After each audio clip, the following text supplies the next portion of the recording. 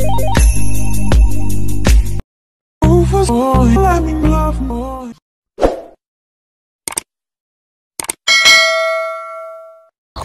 day in my life as a tambok girl nga nagtrabaho sa among lugar. Good morning guys. So today is October 3, Thursday 2024. So actually guys, I'm done eating my breakfast. Thank you motherhood. So padung ako sa duty.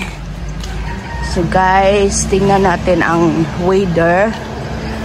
Medyo maulan, medyo makulimlim. So actually guys, bakay nakita man to kung na balato nga namunga diri guys, tanawa nahinog na siya din nakuha ning itanom guys. Oh, napay usa kay kung itanom para madaghan. So guys, gibiyaan ko ni Chuki. So amping ta guys, amping sa kalusugan. Gigutom na po si Chuki. Gisakitan na po tiyan. Sing gisakitan na tiyan ng mataa eh. Hoy, gisakitan po tiyan o gigutom lang jod. Chok, alina baby, alina oy na.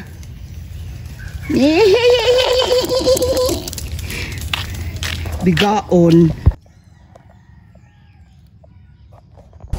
guys, ito ang malawak na kulak-lak ng piti-piti. Kana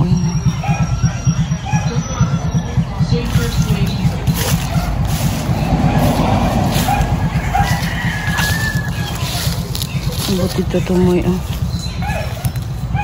kanais ba ni mga piti-piti oy.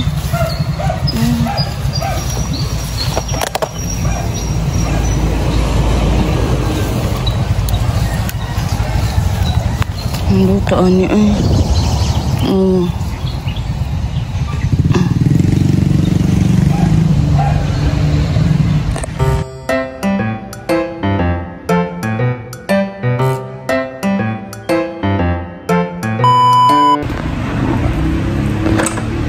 So guys, I'm here now already sa office. So I'm done eating my breakfast. So actually guys, ako rin sa office kaya akong kauban dere kay nag-seminar sa Bacolod. So amping mo diha guys. So time check is now 7:50. So mag-start na ko. Work. So guys, nikalit jud og bundak ang kusog kay ulan as in na grabe jud ka kusog sa ulan ba nya. Kuan kanang nikalit lang pud siya undang abi na ko bagyo na to. Para mo sa mga magalayo wala may nag-aircon kaya naguba. So guys, finally giayon na jud nila guys. Ang sakit daw ko nung ano pero daghang sakit, daghang abog mauto.